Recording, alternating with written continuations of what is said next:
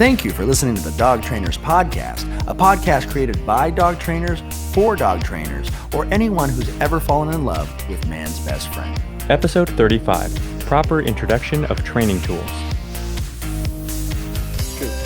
Anyways, let's get back to the training collars idea. So the pushback that we're getting from clients is, I don't want something on my dog's neck because they empathize a lot. Well, what about my neck? I wouldn't want something on my neck, which is a valid fear, right?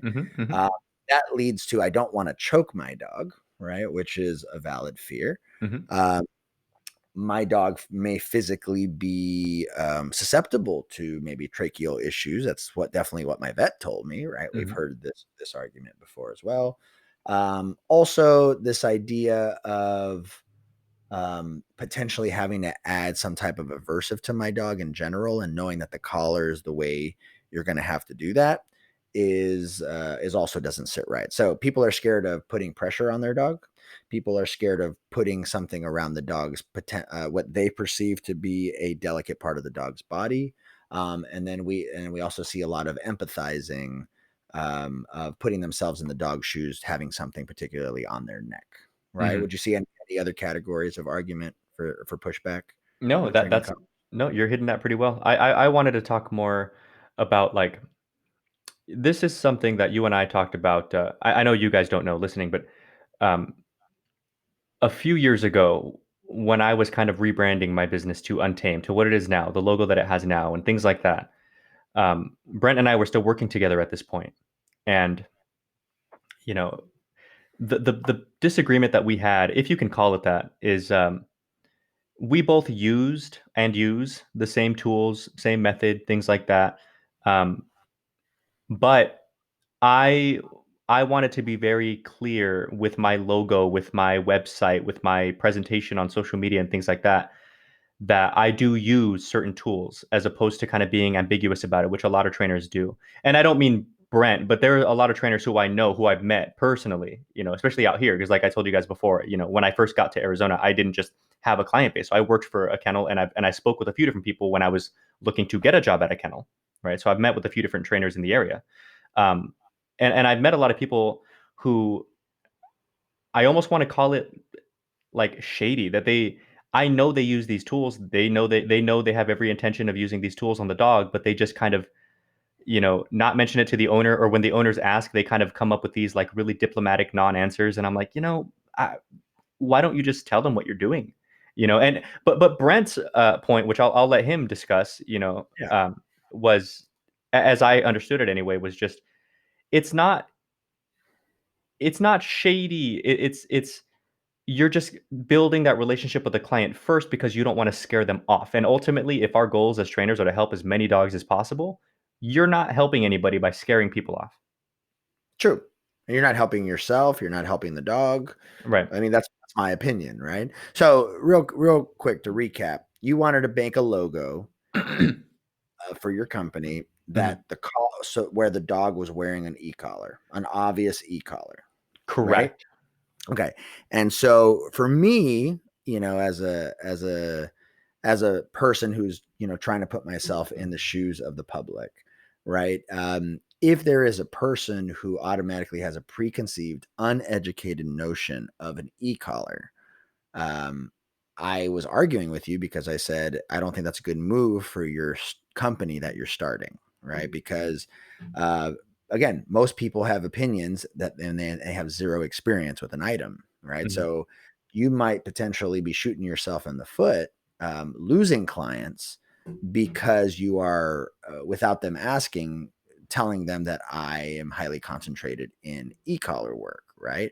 Now, mind you, e-collars are great tools, and people are definitely great technicians with them, and you're an amazing technician with them. However, the clients won't ever get to know that unless they're able to get to know you, right? So sometimes the tool itself can scare people off. And this is something I deal with a lot of young dog trainers. They are constantly spending a lot of time in their assessments or evaluations or their lessons trying to explain tools to their clients. And some dog trainers are better than others, at explaining. Some dog trainers have a little bit better authority over the clients, and certain clients where they kind of just say, okay, I'm paying this professional, I'm going to trust them, and they kind of ride that wave. Hmm. And then there are some people that they use a tool and they know it works, but they haven't necessarily figured out a good way of approaching it or explaining it. And I guess those are the people that we really want to address here. Hmm. Hmm. um, And so I want to be super clear with one quick thing too, is my position or my opposition or whatever you want to call it to your position, what you just said right now, mhm, over the years has actually softened, if anything, because because I still am comfortable having e-collars and things like on my website, and I want to be clear, and I know you know this, but for people listening, mhm, there is a major difference between me just not hiding the fact that I also use e-collars as a part of my broad spectrum of tools that I'm like comfortable with using, mhm. versus people who really limit their work to e-collar. I think of like the Good Dog, who do amazing work. Don't get me wrong, but they specifically use e-collar. Last time I saw the gooddog.net website, um, it says in there like when you're filling out the thing for training, you understand like we're going to work with a mini educator, so on and so on, um, you know, which again is fine. I'm obviously a huge proponent of e-collar work, and I love that their stuff, and I'm excited for the second book to come out and everything like that. But that's not what I was going for. I just didn't want to hide it. You know what I mean? Right, and there's a difference between hiding it and then just, putting it out on a permanent it's your permanent logo, you know what I mean? Right. Uh, it's yeah, anyways, it's the let's get back on how we approach the training collars itself. Yeah. Sorry. I just the point I was making was my position in relation to yours has only gotten a little softer, which is to say, like I understand yours more and more and more as we go. You know. Oh, thank you. Yeah, no, that's no, and that is something that I had to learn, right? Because here's the thing. Here's the reality with dog trainers, especially dog trainers who use training collars and tools that are what's the word that are easy to argue? Like what's Hmm. I don't Yeah. my They vocab. have a negative connotation to them. Yeah, to the public, okay? Hmm. We use them obviously not because we're bad people. We use them because we know that they work, Hmm. right? And obviously, just a natural love for our fellow human. If we find something that is amazing, we want to share it with the world. Okay. E-collars are amazing. So we want to share it with the world. If that's your tool of choice, that's your tool of choice, and that's your bread and butter, that's great. And you want to share it with the world. Well, there's a way to introduce that. If it's pinch collars, then you want to, share that beauty with the world. The problem with the pinch collar, it's actually a little harder because it looks vicious. It Yeah. looks Yeah. It horrible. looks fucking So horrible. Yeah, I admit that. it looks fucking horrible. So it's like we're constantly having to explain pinch collars. If pinch collars just look different, and thank you, Star Mark, for coming out with the Star Mark Pro Trainer. It's just, it's sometimes it's just not the same as a Herm Springer.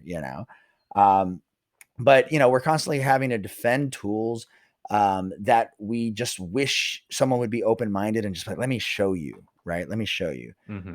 And so there's so many reasons that we want to teach people about training collars in specific, because we know it's going to be beneficial. We know it's going to be easier to use. We know it's all these things. But to me, there is a delicate way to do this. Okay.